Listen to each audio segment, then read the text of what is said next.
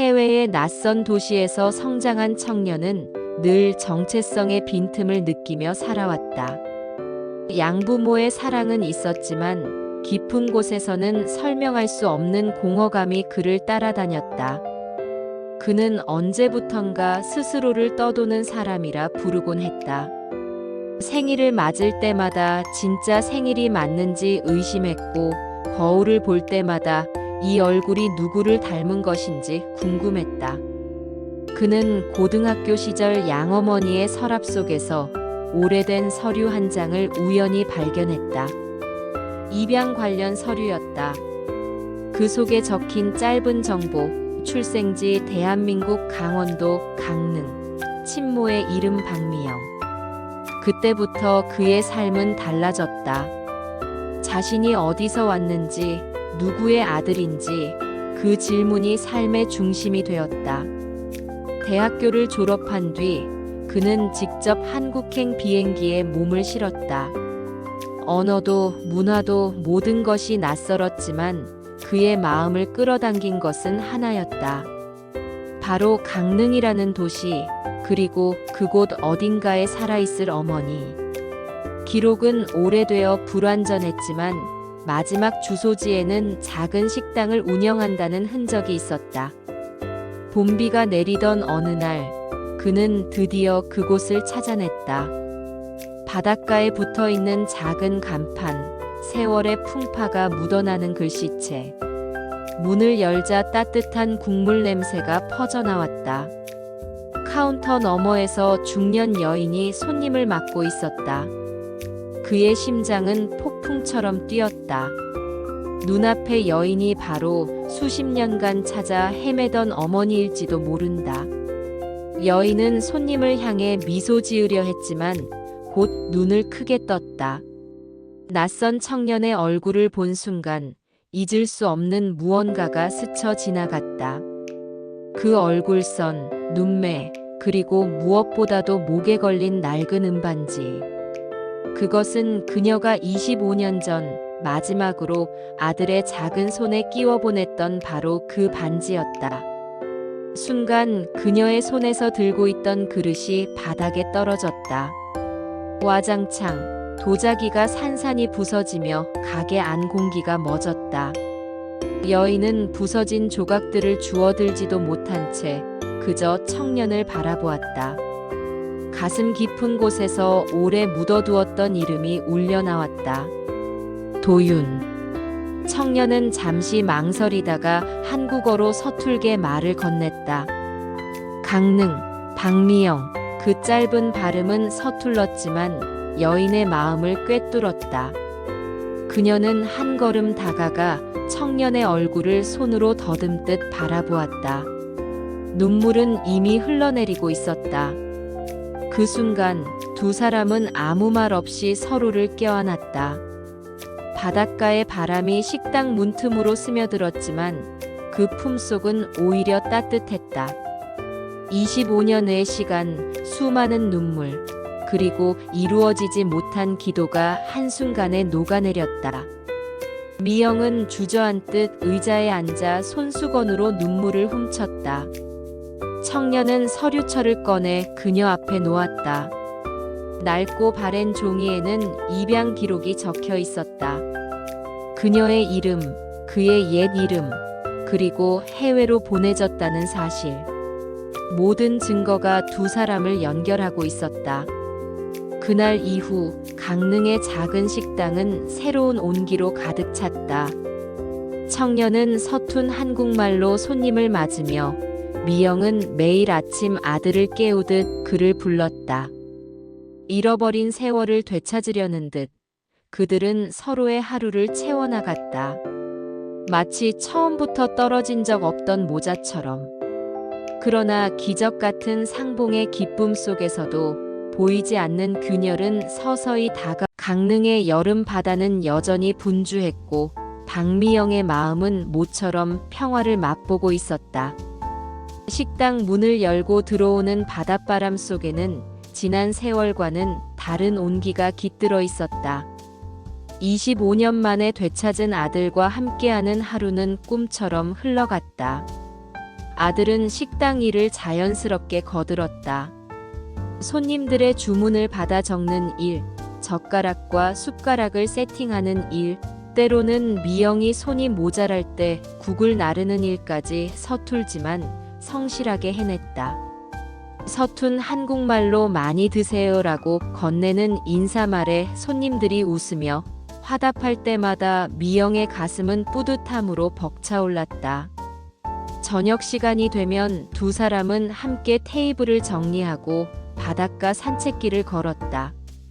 바람에 흩날리는 파도 소리를 들으며 아들은 어린 시절 이야기를 조심스레 꺼내곤 했다. 희미한 기억 조각들 속에서 낯선 여인의 손길이 스쳐 지나갔고 그 손길은 이상하게도 지금 눈앞의 미영과 겹쳐 보였다. 시간은 그렇게 흘렀다. 그러나 기쁨의 나날 속에도 작은 균열이 싹트고 있었다. 어느 날 미영은 아들을 데리고 남편 성호가 입원한 병원을 찾았다. 치매가 깊어져가는 성호는 아내를 기억하지 못하는 날이 많아졌지만 이날만큼은 달랐다. 병실 문을 열고 들어서는 아들을 본 순간 성호의 눈동자가 크게 흔들렸다. 도윤, 내 아들. 허약한 목소리였지만 분명한 호칭이었다. 미영은 순간 숨이 멎는 듯 했다. 치매로 흐려진 기억의 틈새에서조차 남편은 아들을 알아본 것이다. 아들은 얼떨떨한 표정으로 성호의 손을 잡았다. 미영의 눈에서는 주체할 수 없는 눈물이 흘렀다. 그때 간호사가 무심코 한마디를 건넸다. 보호자분은 혈액형이 AB네요. 환자분은 O형인데 좀 이상하네요. 아들의 귀에 그 말이 또렷하게 꽂혔다. 그는 잠시 의아한 표정으로 간호사를 바라보다가 곧 아무 말 없이 고개를 끄덕였다. 하지만 마음속에서는 작은 의문이 고개를 들고 있었다. 자신은 해외에서 줄곧 AB라고 알고 있었지만 어머니에게 혈액형을 물어보자 어머니는 O형이라고 말씀을 하셨다. 그렇다면 어떻게 자신이 이 혈액형을 가질 수 있는 걸까? 며칠이 지나면서 그 의문은 점점 커졌다. 식당에서 손님들을 맞으며 미소를 짓는 순간에도 아들의 머릿속에는 그날 병원에서 들은 혈액형 이야기가 떠나지 않았다. 그는 밤마다 혼자 거울 앞에 서서 자신을 들여다보았다. 과연 이 얼굴은 누구를 닮은 것일까? 입술, 눈매, 손가락의 모양까지. 모든 것이 닮았다고 믿고 싶었지만 혈액형만은 쉽게 설명되지 않았다. 결국 그는 결심했다. 진실을 확인하기로. 아들은 미영 몰래 어머니의 머리카락을 챙겨 병원에 의뢰했다. 손끝이 떨렸지만 마음은 단단했다. 설령 결과가 기대와 다르다 해도 자신은 반드시 알아야 했다. 진짜 어머니를 찾았다고 믿었던 그 희망이 흔들리더라도 더 이상 의문 속에서 살 수는 없었다. 며칠 뒤 두툼한 봉투가 도착했다. 아들은 깊게 숨을 들이마신 뒤 봉투를 열었다. 종이 위에 적힌 결과는 단호했다. 유전적 일치율 0%. 순간 그의 시야가 흔들렸다. 손끝에서 종이가 떨어져 바닥에 흩어졌다. 온몸에 힘이 빠져나가 의자에 주저앉았다. 그동안의 따뜻한 시간, 눈물의 포옹, 믿어 의심치 않았던 모성의 품이 모두 흔들리기 시작했다. 밤이 깊어가도 그는 잠을 이루지 못했다. 창밖에서는 파도가 밀려왔다 밀려가며 귓가를 때렸다. 그의 머릿속에서는 오직 하나의 질문만이 반복되었다. 나는 누구인가? 이 진실을 미영에게 말해야 할까? 아니면 혼자 감당해야 할까? 아들은 방 안을 서성이다가 무릎을 꿇고 얼굴을 감쌌다.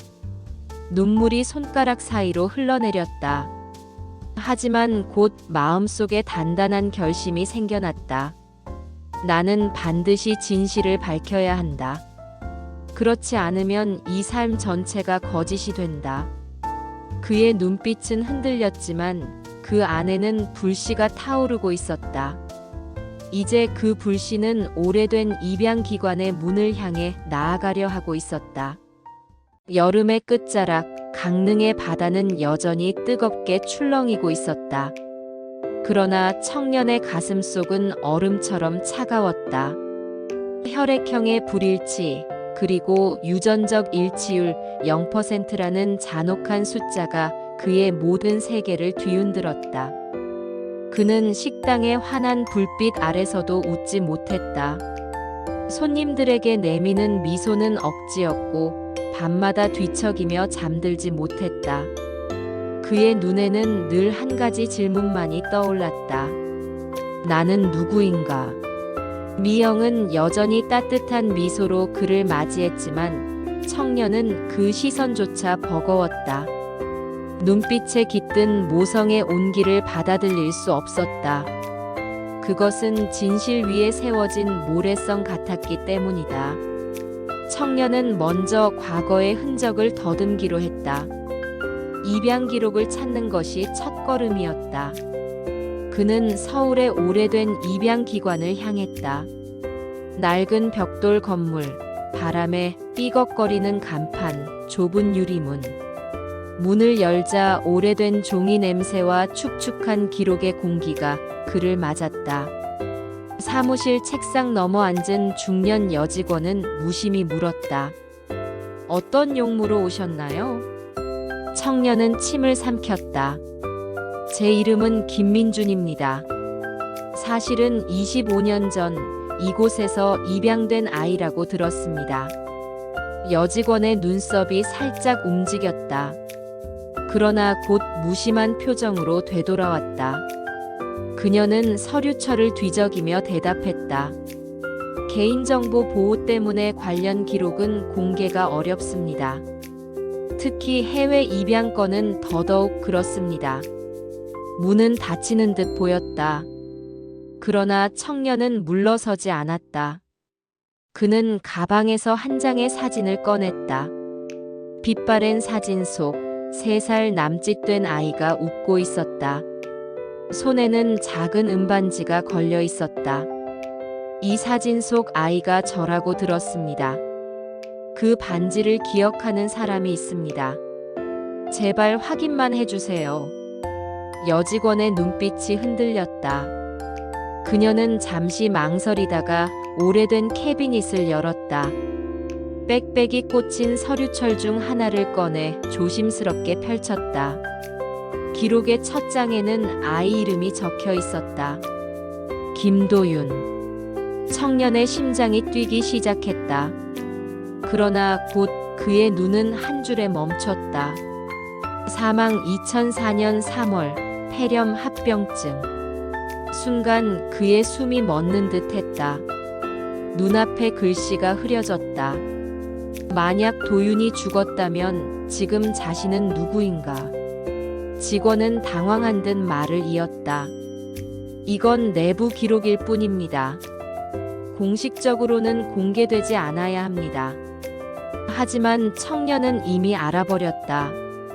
그는 도윤이 아니라는 것을. 더 깊은 진실을 파헤치려는 듯 청년은 페이지를 넘겼다. 다음 장에는 이상한 흔적이 있었다. 도윤의 기록 바로 뒤에 또 다른 아이의 기록이 겹쳐 붙어 있었다. 이름은 공란, 생모는 미혼모, 출생신고조차 되지 않은 아이였다. 메모에는 짧게 쓰여 있었다. 대체 기록으로 전환. 청년의 눈이 커졌다. 누군가 고의로 기록을 바꾼 흔적이었다. 아마도 도윤이 사망했을 때 책임을 피하기 위해 출생신고조차 안 된 아이를 대신 내보낸 것이었다. 그리고 그 아이가 지금의 자신이었다. 청년은 서류를 덮고 한동안 움직이지 못했다. 손끝이 떨렸고 목이 타들어갔다. 이제 그는 알았다. 자신은 미영의 친아들이 아니었다. 그러나 동시에 그가 여기에 올 수 있었던 이유도 알았다. 은반지. 도윤에게 쥐어졌던 그 반지가 우연히 자신에게 이어졌던 것이다. 그것은 어쩌면 운명이었을지도 모른다. 하지만 분명한 건 누군가의 거짓과 은폐가 두 사람을 뒤틀린 재회로 이끌었다는 사실이었다. 청년은 입양기관을 나와 곧장 강릉으로 내려왔다. 버스 창밖으로 스치는 풍경은 모두 낯설고 무거웠다. 그는 손에 꼭 쥔 서류를 바라보았다. 사망 기록, 대체 기록, 그리고 은폐의 흔적. 이 모든 것을 어떻게 미영에게 말해야 할까? 식당에 도착했을 때 미영은 환하게 웃으며 맞아주었다. 오늘도 수고했지? 얼른 들어와. 그녀는 변함없이 따뜻했지만 청년의 눈빛은 흔들렸다. 그는 잠시 망설이다가 결국 입을 다물었다. 아직은 말할 수 없었다. 진실을 꺼내는 순간 이 모든 따뜻한 시간이 무너져 내릴 것 같았다. 하지만 언젠가는 말해야 한다. 그것이 진정한 아들의 도리라고 그는 믿었다. 그날 밤 청년은 방 안에서 서류를 펼쳐놓고 오랫동안 바라보았다. 밖에서는 파도 소리가 들려왔고 멀리서 갈매기 울음이 메아리쳤다. 그는 눈을 감았다. 두 세계가 충돌하고 있었다. 한쪽은 따뜻한 어머니의 품, 다른 한쪽은 차가운 기록의 진실. 그는 알고 있었다. 이제 더 이상 피할 수 없다는 것을. 진실은 이미 문을 두드리고 있었고 언젠가는 반드시 어머니와 마주해야 했다. 가을이 깊어가던 강릉의 밤, 식당 유리창 너머로 파도 소리가 부서지듯 들려왔다. 미영은 하루 장사를 마치고 국솥을 닦으며 잔잔한 미소를 짓고 있었다. 그러나 맞은편에서 숟가락을 정리하던 청년의 눈빛은 이미 멀리 어두운 곳을 향해 있었다. 그의 마음속에는 며칠 전 입양기관에서 본 서류가 무겁게 자리하고 있었다. 사망 기록, 대체 기록, 은폐된 흔적. 진실은 이미 손안에 있었고 더 이상 숨길 수 없었다. 그러나 그것을 꺼내는 순간 지금까지의 모든 따뜻한 시간이 무너질지도 몰랐다. 그는 한동안 망설였지만 결국 결심했다. 더 이상 미룰 수 없었다. 다음 날 아침 식당 문이 열리기 전 미영은 커피를 내리며 창밖 바다를 바라보고 있었다. 그때 청년이 다가와 작은 봉투를 내밀었다. 어제 병원에서 받은 검사 결과예요. 미영은 의아한 표정으로 봉투를 열었다. 안에는 차가운 활자가 적혀 있었다. 유전적 일치율 0%. 순간 그녀의 손에서 종이가 미끄러져 바닥에 떨어졌다. 바람에 흔들리며 종이가 낡은 마룻바닥 위에서 바스락거렸다. 미영의 시선은 흐려졌고 숨소리가 거칠게 흘러나왔다. 이게 무슨 뜻이니? 그녀의 목소리는 떨렸다. 청년은 고개를 숙였다. 어머니가 아닙니다. 저는 다른 아이였어요. 도윤은 기록에 따르면 25년 전에 이미 세상을 떠났습니다. 그 순간 미영의 가슴이 찢어졌다.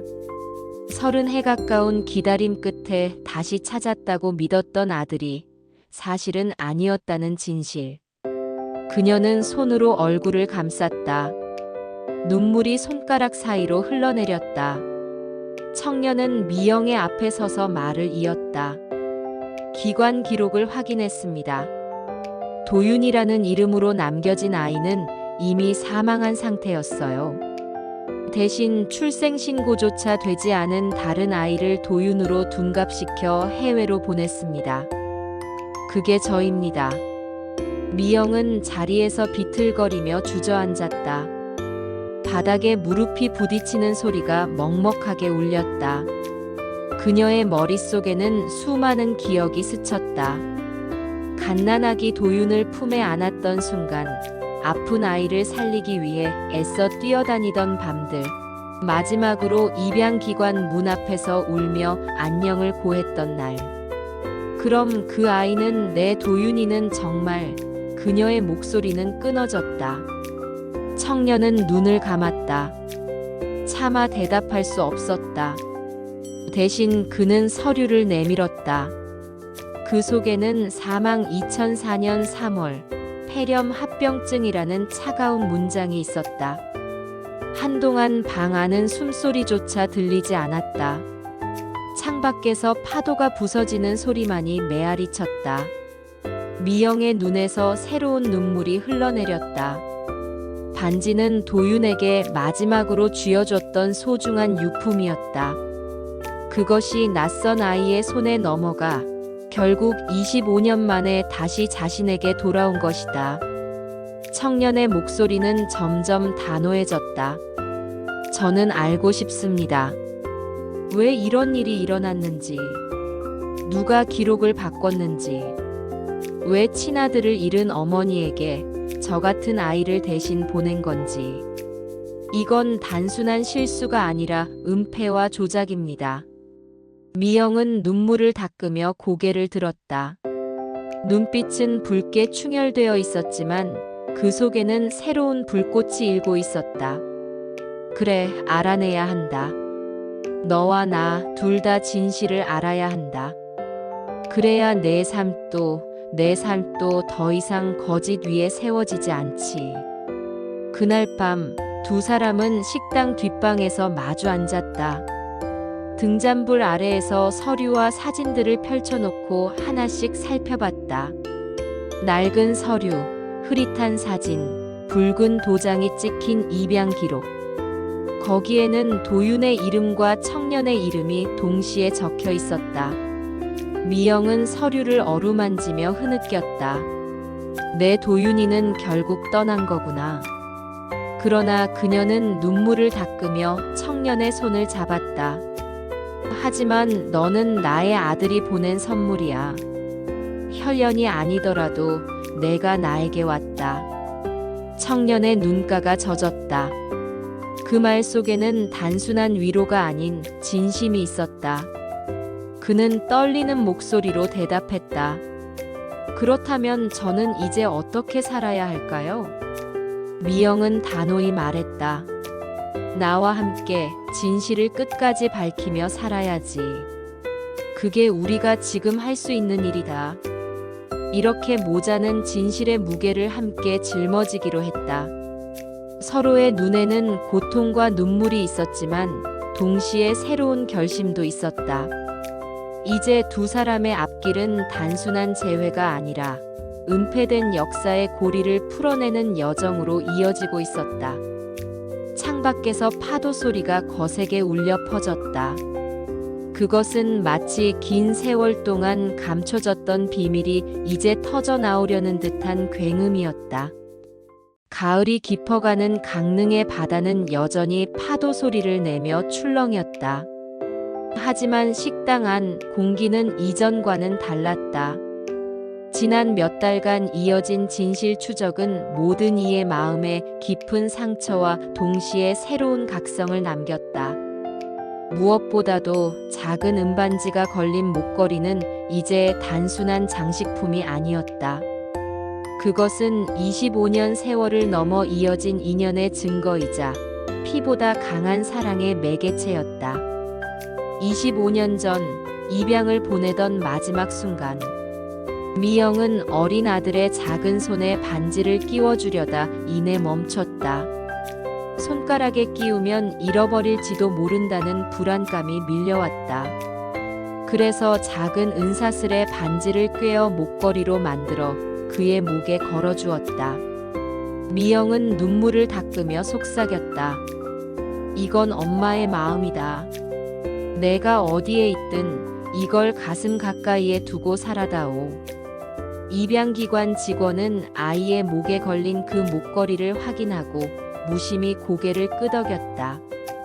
그러나 미영은 그 순간만큼은 믿고 싶었다. 목걸이가 언젠가 아이를 다시 품으로 데려다 줄 것이라고. 세월은 흘러 25년 후. 강릉 식당 앞에 나타난 청년은 긴 여정을 마치고 앉아 있었다. 그의 셔츠 안에서 은빛이 번쩍였다. 청년은 조심스레 목에 걸린 것을 꺼내어 보였다. 반지는 낡아 은빛이 바랬지만 여전히 원형을 잃지 않았다. 미영은 숨이 멎는 듯 그 장면을 바라보다가 떨리는 손으로 목걸이를 쥐었다. 눈물이 쏟아졌다. 그것은 그녀가 마지막 순간 아이의 목에 걸어주었던 바로 그 목걸이였다. 그러나 감격의 눈물이 채 마르기도 전에 DNA 검사 결과는 차갑게 돌아왔다. 친자관계 일치율 0%. 청년은 미영의 친아들이 아니었다. 입양기관의 은폐와 기록 조작이 드러났고 죽은 아이 대신 이름 없는 또 다른 아이가 대신 해외로 보내졌다는 진실은 사람들의 가슴을 무너뜨렸다. 청년은 혼란 속에서도 목걸이를 늘 목에 걸고 다녔다. 그것이 자신의 존재 이유를 증명해주는 유일한 물건이었기 때문이다. 그는 바다 횟집의 작은 창가에 앉아 반지를 바라보며 수없이 생각했다. 나는 누구인가? 그러나 내가 누구든 이 목걸이가 나를 이곳으로 이끌었다. 미영은 매일 청년을 바라보았다. 피로 이어지지 않았음을 알면서도 가슴속에서 솟구치는 모성애는 멈출 수 없었다. 그녀는 목걸이를 바라보며 속으로 말했다. 피는 이어지지 않았어도 저 목걸이가 널 내 품으로 데려왔구나. 몇 주 후 그녀의 손에는 낡은 봉투가 들려 있었다. 입양기관에서 어렵게 받아낸 추가 자료였다. 서류 속 진실은 예상보다 더 잔혹했다. 기록 담당자의 날인이 어설프게 지워져 있었고 도윤의 사망 보고 옆에는 내부 처리라는 모호한 글씨가 남아 있었다. 누군가는 책임을 회피하려 했고 또 누군가는 숫자와 통계에 불과한 아이의 생명을 대체 가능한 항목처럼 다뤘다. 청년은 옆에서 그 서류를 천천히 넘겼다. 눈빛은 무겁지만 흔들림은 없었다. 그는 이제 도망치지 않았다. 오히려 눈앞의 진실을 끝까지 직시하려 했다. 며칠 뒤 두 사람은 서울로 올라갔다.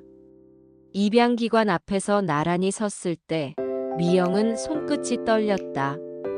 문 안쪽에서는 여전히 바쁜 전화 소리와 복사기 소리가 들려왔다.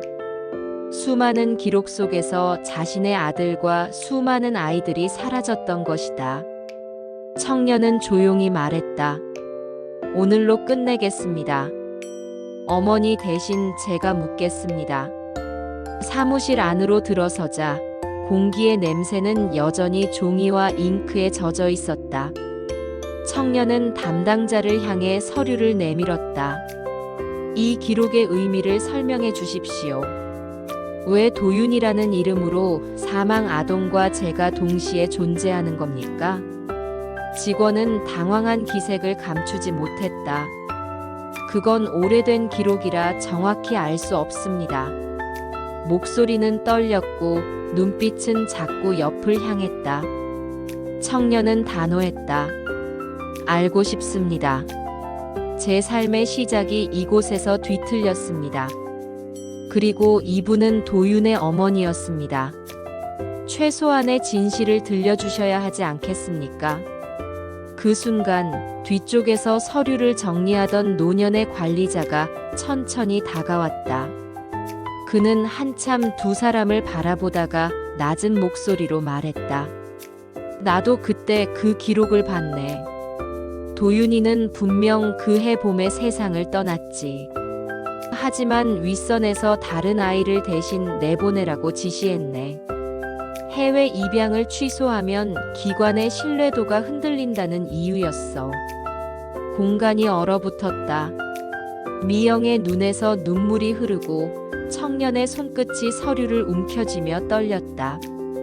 진실은 그렇게 드러났다. 기관을 나오며 청년은 목에 걸린 목걸이를 손끝으로 만지작거렸다. 그것은 과거의 오류와 거짓을 넘어 자신을 새로운 길로 이끈 작은 나침반 같았다.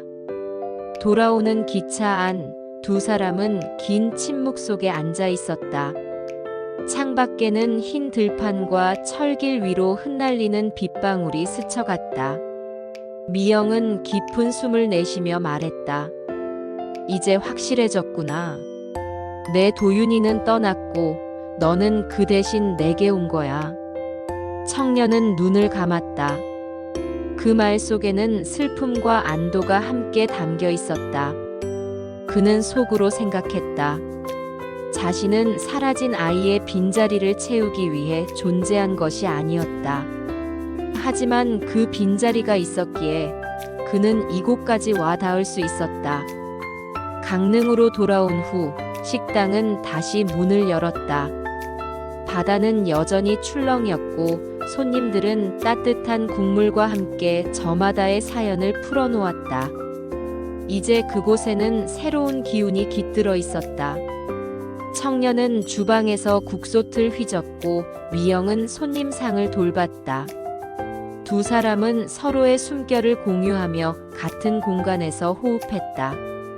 시간은 천천히 흘러갔다. 치매가 깊어진 성호는 때로는 미영을 알아보지 못했지만 청년을 향해선 희미하게 미소를 지을 때가 있었다. 혈연이 아닌 연결임에도 그의 존재는 가족의 공백을 메우는 힘이 되어 주었다. 겨울이 다가오자 강릉식당 간판에는 새로운 이름이 걸렸다. 세 사람의 집. 그곳은 이제 피로 맺어진 가족만이 아닌 운명과 선택으로 엮인 가족의 상징이 되었다. 청년은 치매가 깊어지는 성호를 돌보았고 미영은 여전히 아침마다 바다를 보며 식당 문을 열었다.